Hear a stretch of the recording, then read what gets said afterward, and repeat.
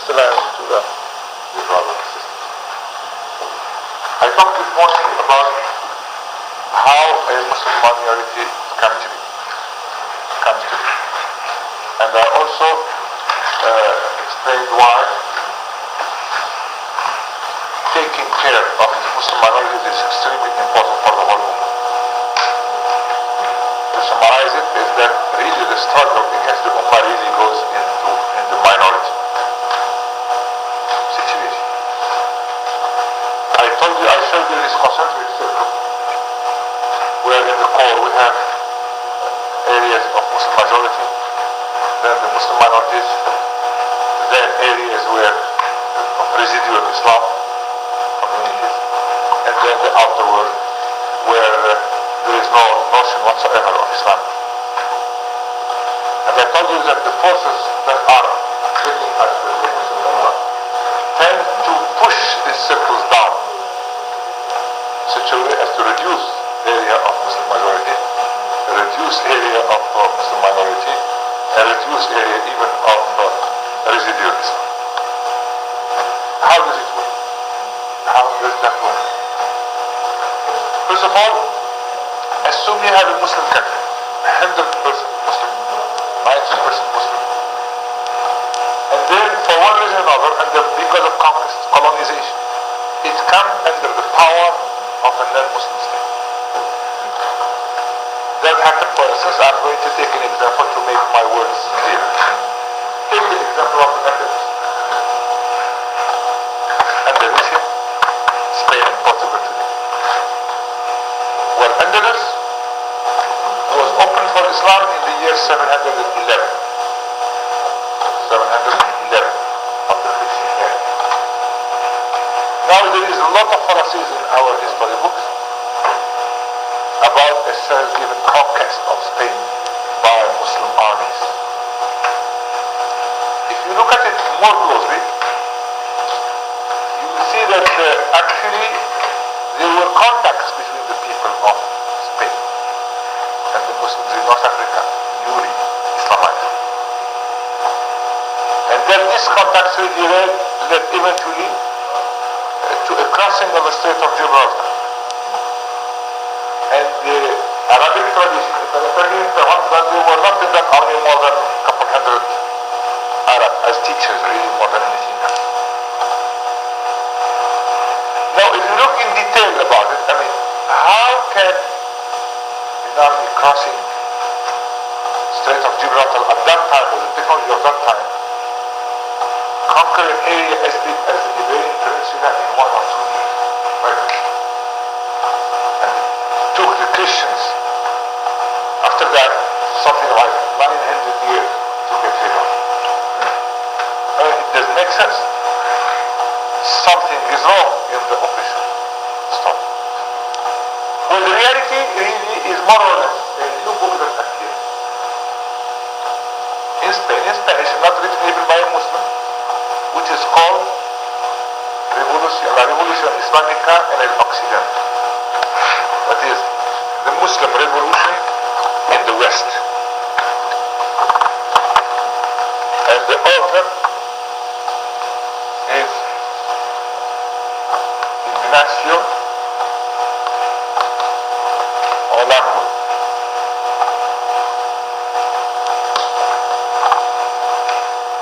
Actually, if you look at this, this is very important because we have to know the story of the communities. We have to know so we will not be fooled. So we have to understand.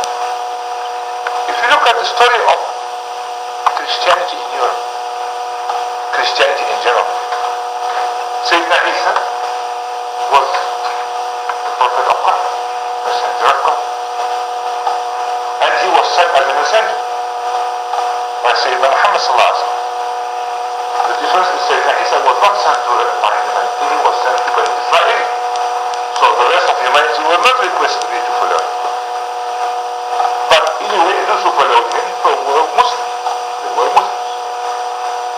And their iman was similar, was like ours. I mean, they believed in one God, they believed in one God. What happened? It was already old, start disturbing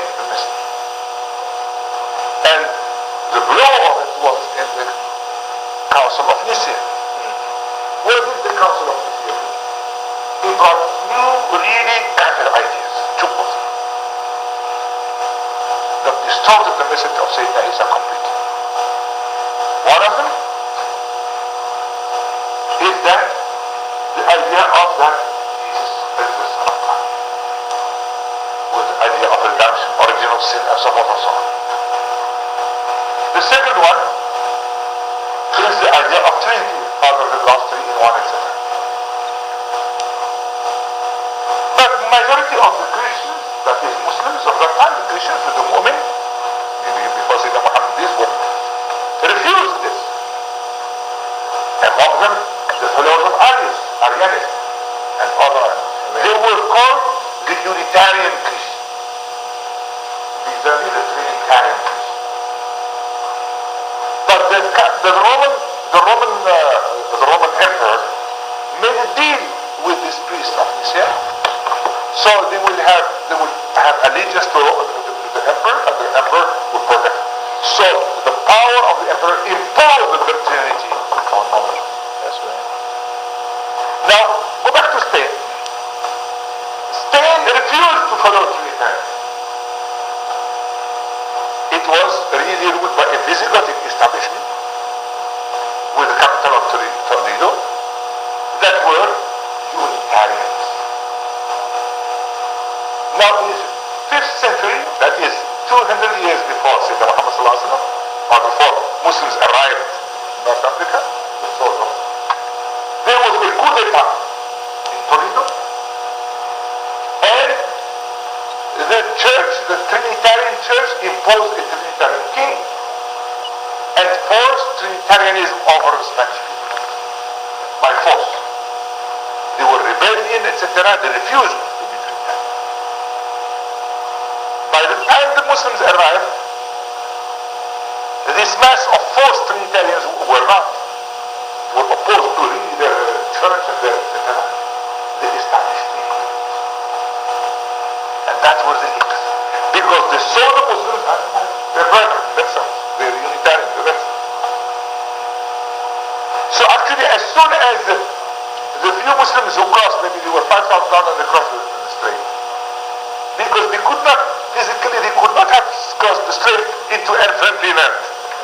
They would have been shot one by one, killed as they arrived. They were certainly arriving to friendly people on the other side. These were those who really were against their own state. And therefore, it was an army formed by the Andalusians, the Spanish people, receiving the Muslims as support, who really took over their own country. That's why in 1 year the whole place divided. That's why it was really more than a revolution rather than an invasion. And these Unitarians, when they mixed with the Muslims, slowly they become Muslims. They become Islamic. Slowly they start using Arabic language as their language of culture. Not because they were Arabs coming from Arabia, but because they were Muslims and Arabic was the language of Islam. And that's how really was the origin of this great nation of Andalus Muslim nation that was really a shining star in Western Europe. Now, the proof of that is that the language, the vernacular, the Latin language, was the first time ever written about the Spanish language was written in Arabic first by the Muslims. Why? Because they were bilingual actually. The language of culture was Arabic, but between themselves, most of them spoke the Latin. So in other words, the fallacy of an invasion of Arab conquering, it's false because Muslims never conquer anybody. The Fath al-Islami is not a conquest. The Fath al-Islami is opening. Opening. What does that mean? That means you open the people to have the freedom to choose. And play with them. Didn't happen with all the shortcomings of the Muslim people who might not have followed exactly the that never happened. So therefore, there is no Muslim nation in Al-Andalus. They developed science, technology, etc. It was really talent. And morally, they showed the example of tolerance. Jews and Christians live.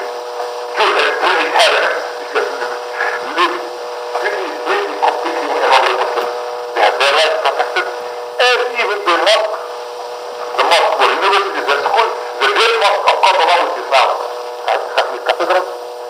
port of Cordoba used to be a hub of study where many folks in Rome have studied there, sitting cross-legged in front of Muslim teachers. This is historical fact. But these brilliance was not acceptable to Christianity. So they wanted to destroy this name. So there were crusades sent to Andalus exactly the same manner as the sent to the east.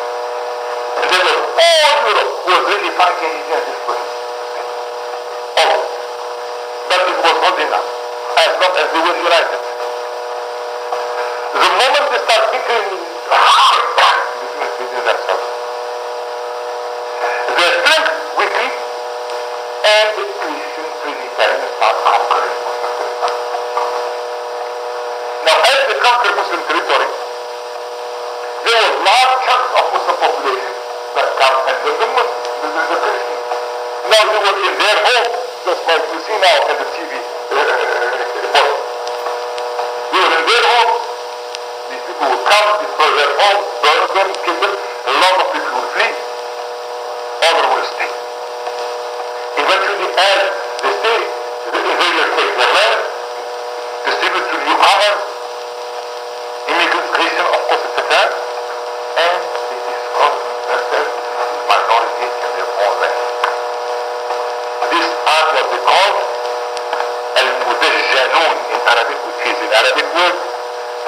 Al-mudajjanun, which has been distorted into mudejas in Spanish, which become indigenous in English or indigenous in French. What does it mean, mudajjan or indigenous? It means the tamed ones. Those who lost their freedom, they become tamed. These Muslims who accepted to live under non-Muslims. Now these people, yeah. Now these ones have any signs? What? Portugal has any signs? Was part of Muslim respect. Portugal is exactly the same history, Muslim history of Spain is Portugal. So the point is, now you have a community, but how was it treated as Muslims and the Christians? They were treated practically as house. They were allowed in a way to keep their religion, but they were held into ghettos where they using them. They had no rights whatsoever, and so forth and so on. Since they were on a much higher cultural level than their conquerors, they were used, of course, for construction. That's why you heard about mudeha art. A lot of churches in South America and so on. Now, when Islam's presence was tolerated for 1, 2, 3 centuries, until, and I'm jumping over, until the last sovereign part of the Andalus was conquered, that is Granada in 1492. Now they are celebrating that. You see, 500 years. Still the same crusading spirit they are celebrating 500 years in Sevilla with the great fiesta of the fall, 500 years of the fall of Granada 1992, and the conquest of America the destruction of all the nations of the American continent, and the destruction of the Andalusian nation. When they did that, what happened? Now, the rights of the Muslim world were reduced. I mean, from sovereignty, from decision, from Islam autonomy, they were reduced to a minority. The moment the last sovereign state was taken over, that was not enough for the country. They wanted to finish off. But since most of the population was Muslim, they could not just hurt them and send them out, because they will end up having a cantina. And the church, Christianity, was very willing to have all these poor souls lost by crossing to the Kafir head in North Africa. So we had to sail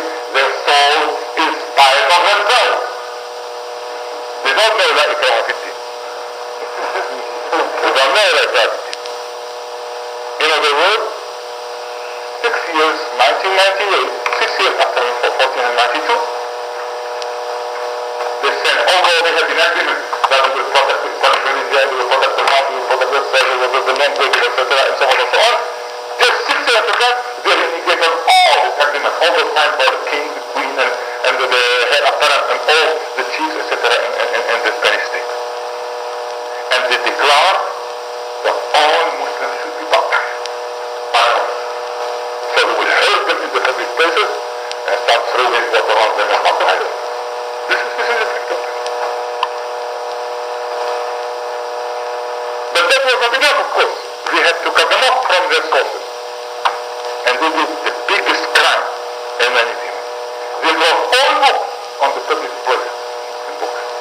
Burned them, bonfires. Of course, 2 years later, they took over all the mosques, converted them into churches. And the interesting thing, they destroyed all the hammams because hammam cleanness was a sign of being a Muslim. So they had to finish that.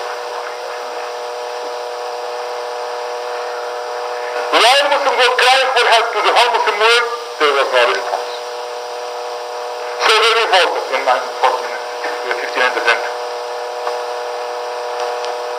Here again, you end up having a Muslim majority converted to a Muslim minority, but a Muslim minority that is even has lost even the legal recognition, not only as a minority, as a group, but even individually a Muslim was not allowed to be. And it took tendencies for these Muslims even were reduced even further. When they fought back, etc., with time every king coming making new rules, they start forbidding the Arabic language, forced them to speak only Spanish, impose Spanish on them. Then they forced them to open their doors all the time, especially on Friday, and so on. And in 1569, the Muslims said, we better die than live this life. So there was a big revolt of so-called Al-Bukharas or Granada revolt, where for 3 years the Muslims were able to kick out the Christians from their territories in southern Granada and free themselves under the promise of help from both the Ottoman Empire and the Moroccan state. But when they went out, unfortunately they failed them. No help came, and then after 3 years the revolution was completely crashed, and the Spanish became crazy. They took a whole population, distributed them all over the place, took the children, gave them to the Christians, and so forth and so on, and that went on until 1614, 1610, not long time ago, where they decided to kick them out. Of course, they couldn't kick out the whole population. They kicked out the leaders. They kicked out about 250,000 people who come to the shore of North Africa to Ottoman Empire. And by that, here, they killed a Muslim community. On all appearance, there was no more. There were no more Muslims, secret or anonymous. But Islam remained, as what I said, in residual form. Residual. And I will talk later about how we were able to revive it. Alhamdulillah, now it's reviving. Resurrection nowadays. There, and more. This is an example. A similar example could be said about what happened to the Muslims of Sicily. Etc., etc. What happens now under normal circumstances? Assuming we have a big Muslim community in the United States. If nothing is done, what will happen? Because the community really grows in which direction? It grows by being able to pass on the deen to the next coming generation. So what is the weakest element in the community? So the children. Where the other community can get in one area. At the moment, young men or young women decide to marry. are the witnesses. So in minority situation, the forces, I will not attack any personality, the forces, whatever forces, social, you name them, that are enabling us, the Muslim community, to making die, because the community will not have to go through this hellish situation like what happened to the Muslims in Spain, to die. It can die a slow death. If nothing is done. Finally blame at the women element of the Muslim community and at the children. I'm saying all this thing because then what are the solution? You have to understand this before I start talking about the solution.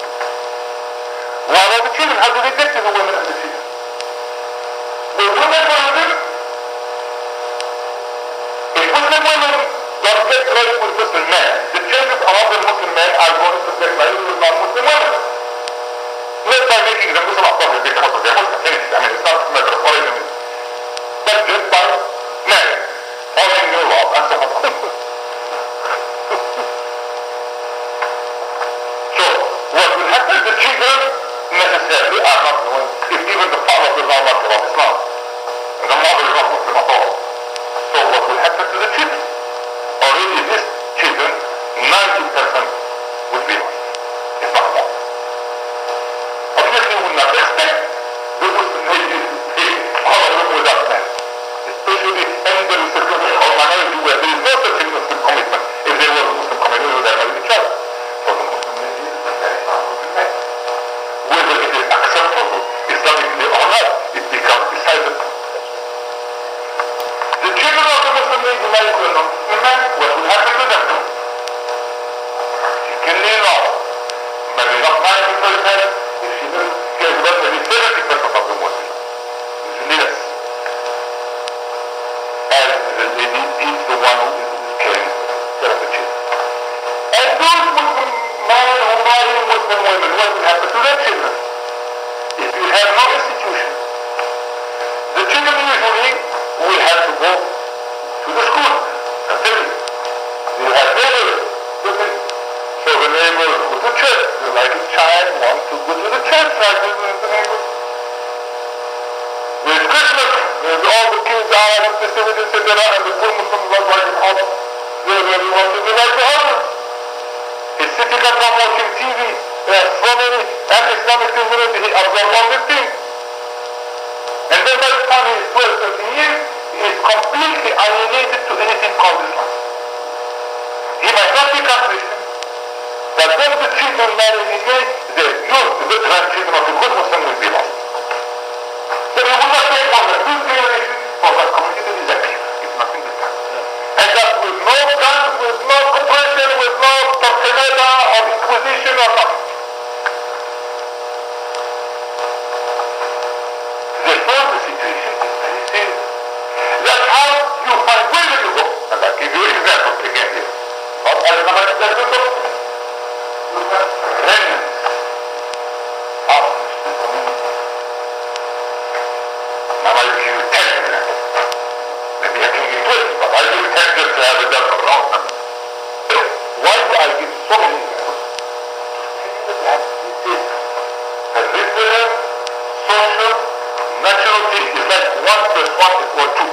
If nothing is done, a minority and the normal they have people. And the normal circumstances, the minority is a big. If nothing is done. There is no difference for any minority in any matter. It's culture. For instance, linguistic minority, somebody has made a study, and he will tell you the number of years that a minority will disappear in is the square root of the number of that minority. Assume you have, for instance, 10,000 people speaking a language, and in the middle, a specific language, a funny language, in a place where everybody speaks another language. Well, those who are studying, they say, if nothing is done, under normal circumstances, 10,000 square root of 10,000, that within 100 years, that language will be extinct. 100 years in life of nation is nothing. Well, same thing. I would say for a Muslim minority, it would disappear. Maybe, I don't know whether it's the same for me, but it would disappear as quickly. example function. You know that the Islamic community did immigrate to the United States and Canada, especially New England and around in Ontario. By the turn of the century.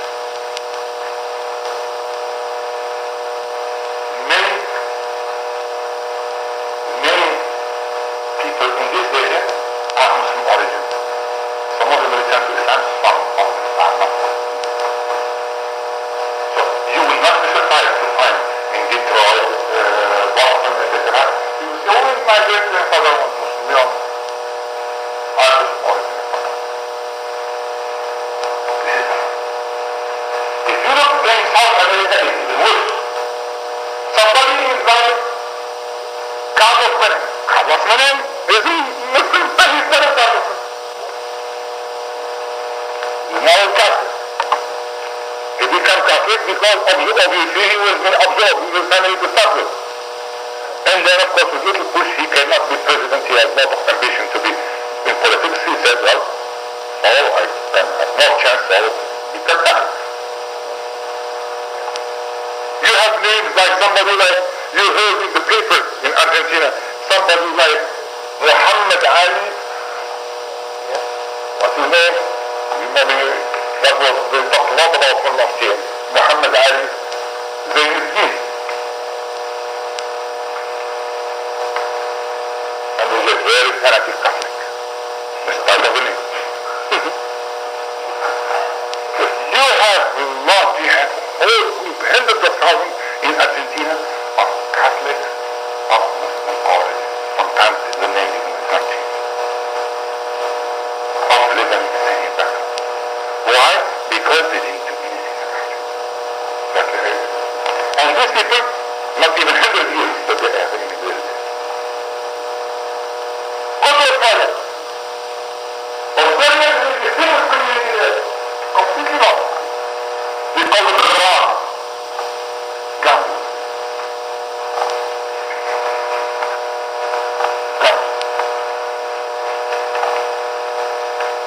And sometimes they put an accent like this. Why? Because originally it's the Afghans. What is the origin of this community? In around 1865, the British in Australia decided to introduce the camel because they found that it is the only way to explore the inland of Australia. So they brought camels, but they couldn't find anybody now how to handle the camel. So they needed camel drivers. So since the 17th continent was under their control, they brought people from northeast, that is what is now Pakistan, Punjab, etc. Some of them are Punjabi, some of them are Afghan. They brought them in and they brought in the beginning 10, then 20, then 70, then eventually several counts. But they did something very nasty. They did not allow them to bring their women folk. Why? Because they didn't want them to establish a Muslim community. So the camel drivers were very good, very smart Muslims. And they were all out the back of Australia. And wherever they were, they built up shacks, they were living in shanties and stuff like this, and they built up mosques all over the place. But since they had no women folk, so eventually they were divided in three categories. The very religious never married, and eventually they collected some money and they went back home.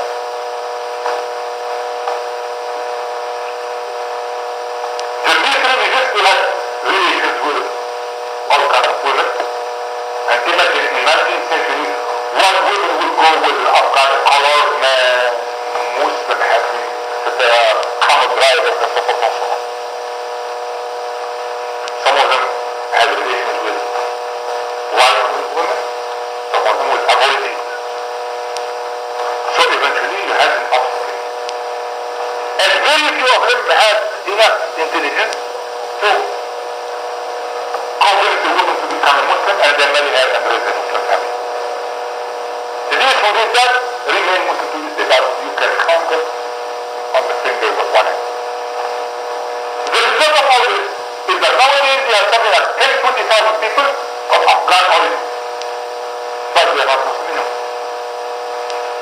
They are at the conference that is the Jehovah's Witnesses Union.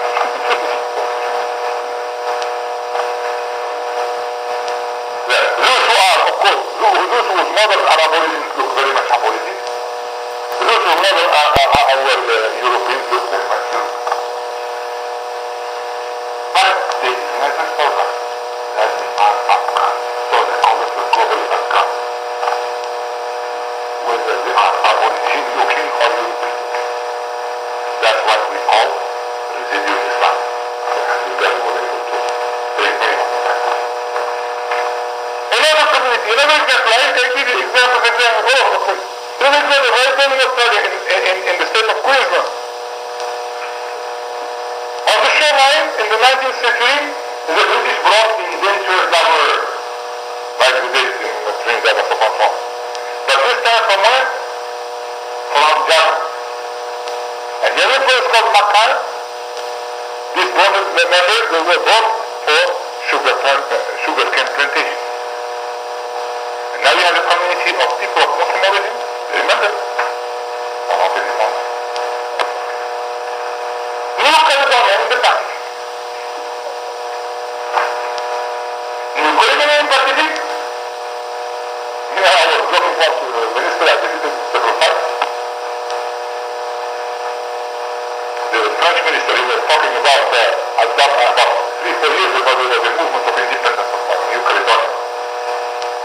New Caledonia population, about 40%, maybe 35 to 40% of the population are natives. They are Melanesians.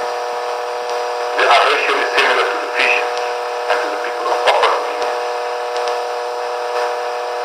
And 60% are so-called European.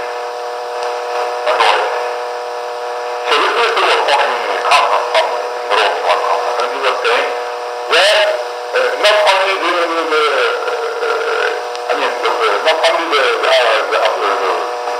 native indigenous population want independence in the world, more than 60% vote for it. Although the native population is only 40%. I said, you know what? I said, because the 20% in between, or 40 to 60, are actually not European. And I tell you who they are. Why? Because New Caledonia was used by the 19th century as a, what do you call it, ban in French, we call it ban, as it, when you send somebody to exile, prison, that we call it in English. Banish. And at that time they were conquering North Africa, and all the people they caught fighting them, etc., they didn't kill, they sent them to New Caledonia as a prisoner. Now imagine somebody sent to New Caledonia in 1850, 1860, 1870. Usually had to spend 10 to 20 years in prison, and then after that they were gone. How can it go? So it's stuck there. So most of the time, these people marry, they are men, without women, they marry European women. I tell you the story of a family called Abdel Kader. They have a Muslim name. Now they are over 1,000. They said that I tell you the story of the ancestor, it's very interesting. They said the ancestor was somebody was Abdel Kader from the region of the Sinai. And this man did not fight the French at all. This man fled from his family and joined the French army. And somehow he fought with his officer over the woman, and he shot off his head and killed him. So they come down into death. Yes. So eventually that sentence was converted into banishment. So they sent him to New Caledonia. In New Caledonia he spent only 10 years in jail, and then they freed him and they gave him a piece of land. So the man was he wanted to get married. So the first French family he found, he saw the wife of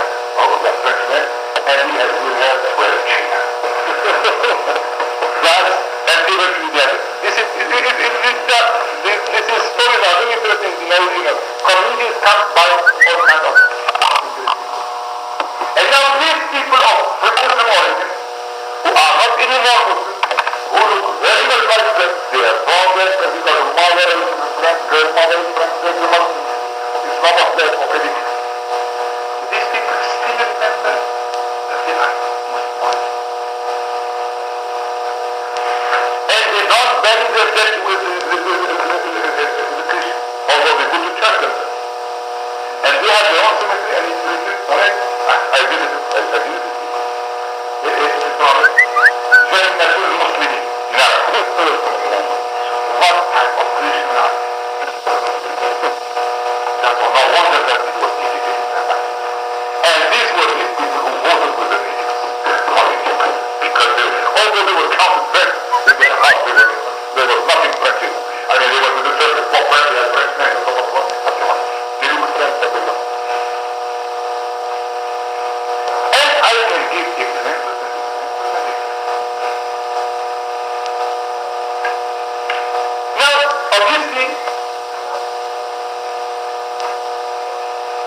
if we allow our minorities to disappear like this, what's left of them to fall?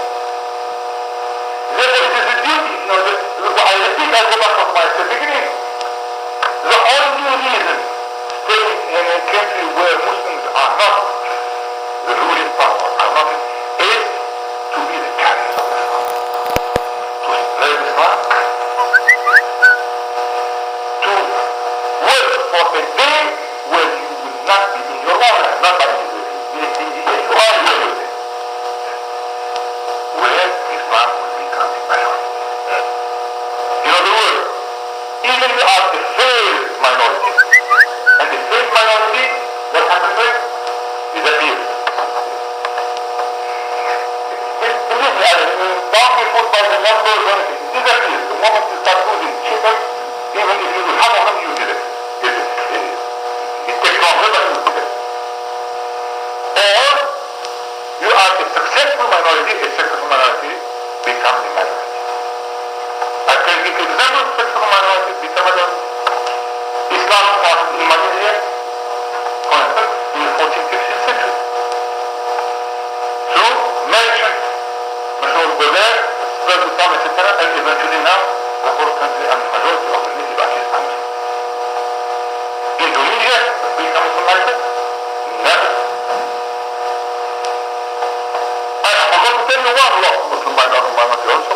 The one in, there is a big tribe in Madagascar, where Muslims, with the Muslim community there, but it was cut off of sorrow from the mainstream of the Muslim Ummah that they lost all knowledge of Islam that they come to it. For instance, in Vietnam, the Champa people, who are the Champa?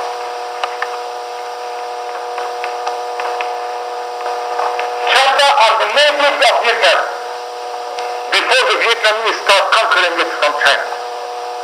Vietnamese actually are not the natives of Vietnam. Vietnamese started invading Vietnam about 1,000 years ago. And the Champa had a big kingdom. And they were defeated by the Vietnamese. So Champa, once they had their freedom and they were eaten by the Vietnamese. But by the time they started being conquered, somehow through merchants, etc., this become Islamic. They become so many of the Champa immigrated eventually to Cambodia. The Muslims of Cambodia are Champa. In other words, culturally they are Champa. They are the natives. They don't speak Cambodian, they speak Champa. And the Muslims of Vietnam, the few Champa of Vietnam, were reduced in number. They become 40,000 people. They were completely left to Islam because they were cut off. And how did they come back to Islam? Through the French army. In the French army, there was a lot of soldiers from North Africa, Muslims. So they discovered these people, and I read some articles how these people were praying. Usually, somebody would pray only once or twice a year. He would pray, and the men would pray, and everybody would watch. That was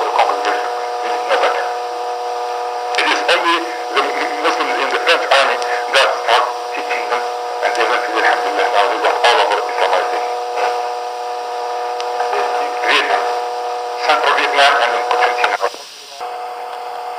Because the Ahmadis, they wanted to eliminate all minorities and they really concentrated on the Muslims.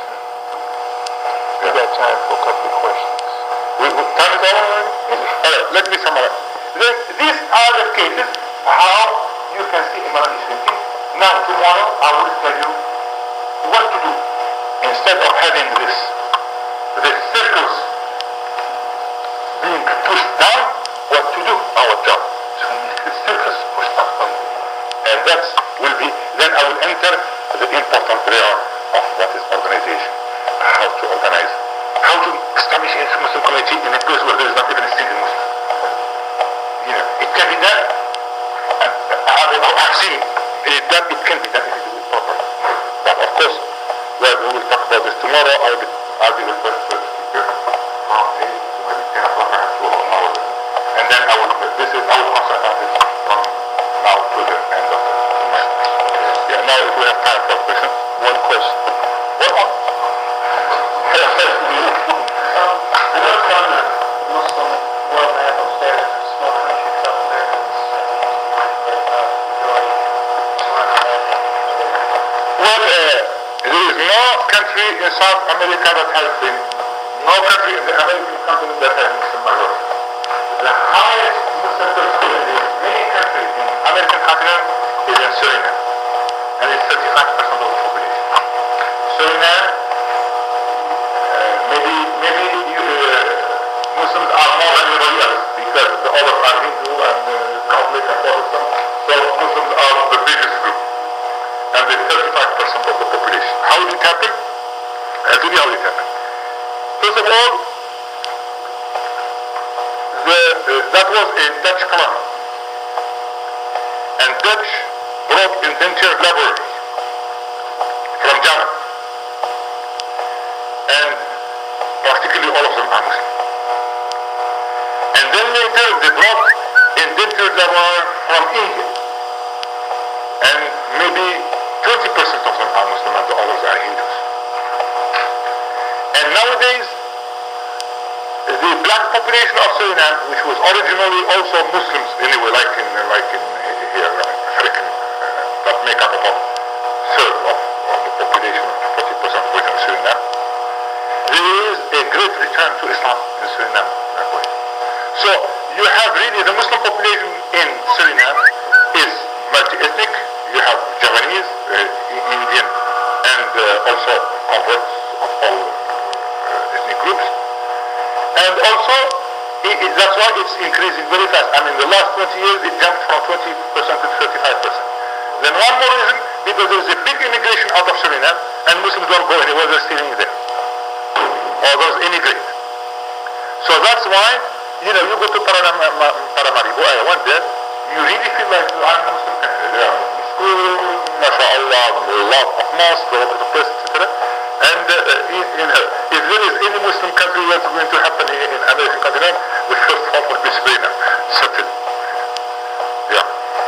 we hear of several of the Western countries going and colonizing other countries. Yeah.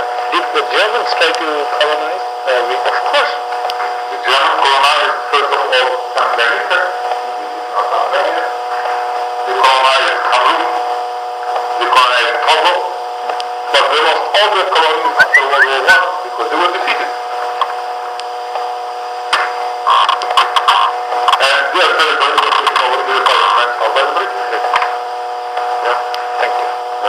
Yes, sir. Where the conquest, or not conquest, the opening of Andalus is like recorded under Muslim, but the story is Oh, no, no, no.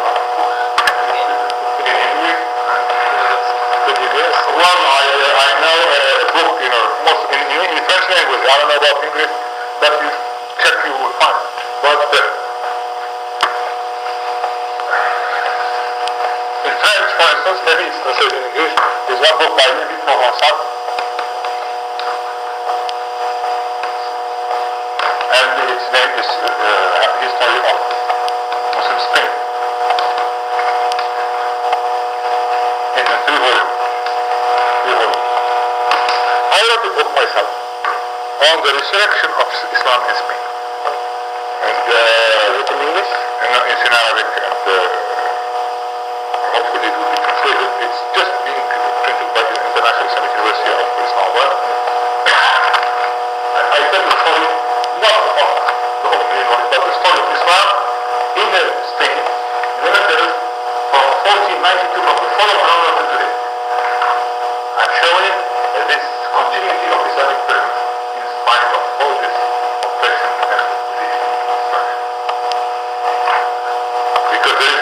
revival. I talk about the revival later. How it happened, how it worked. Yeah. I just want to find out how much there is in that area. Yeah. You seem to know pretty much about the history of Spain. Yeah.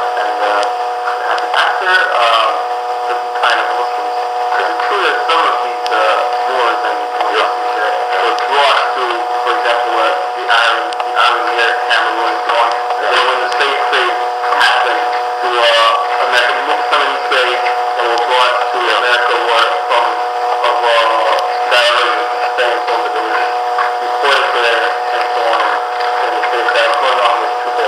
It's certainly true. First of all, but let me, it's true, but let me qualify. Let me qualify.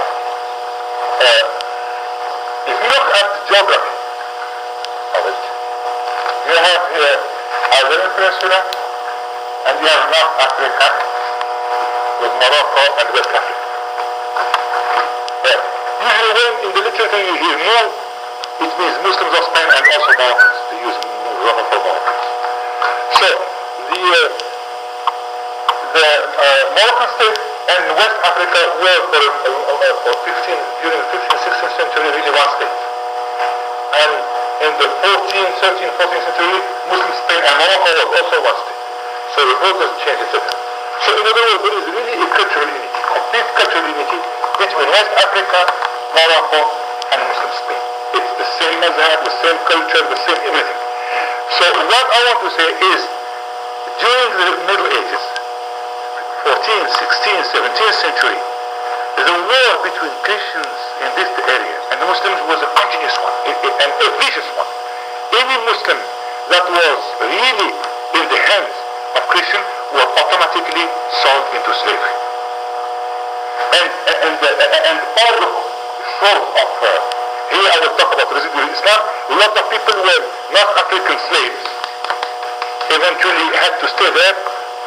You have residual Islam there, because with intermarriage physically, you cannot go into a village and they look physically different. You see. But the people have a different culture, eventually although they look French or Spanish and so on and so on.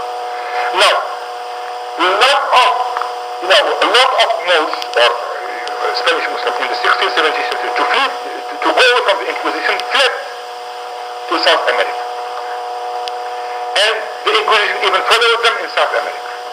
And they were, it's historical fact that how they were. And a lot of the Muslims, they were caught and sent into slavery, not only from Spain, but from Morocco and West Africa. That's why, for instance, if you have, so a lot of people, so-called quote-unquote, let's say, slave of let's say, United States, many of them are not necessarily from West Africa, they are from Morocco or from Spain, and a lot of people who are not half black, half white, is not necessarily the blood of the white slave master. He might have been originally that way, because the color of the skin goes darker as you go south, and it's not one line, it's a combination. And I give you an example. Nowadays there is in Mali a tribe called the Arma. Now, physically the Arma look very black, and this is on the turn of the Niger, River Niger, Timbuktu and Gao. But you know who are the Arma? The Arma are the direct descendants of the Andalusian army that was sent by Morocco to conquer the empire of the Songhai in Timbuktu. So the men were Andalusians, and the chief of the army name was Cordoba, was from Almeria. But all the women were local Songhai ladies. So the Songhai speak, the Arma speak the Songhai language, which was the official language of that time, but with a lot of Spanish words in it. And they have a lot of Andalusian origin. And now Andalusia, the South Spain, is very much interested in them, and they are studying the relationship between them. So there is a lot of cultural unity in this area. But Timbuktu, again, the same families in past are here in Timbuktu. and so forth and so on. So to go back to answer your question, yes, a lot of Afro-Americans here are rather Moorish, and that's why that collective memory shows in many names of association, Moorish temple and so forth and so on. And lot of people you meet, they will tell you I'm Moroccan origin, etc., especially in New York City. Yeah. Could I say that my descendant of Cameroon could be even very possible. Yeah. Thank you very much.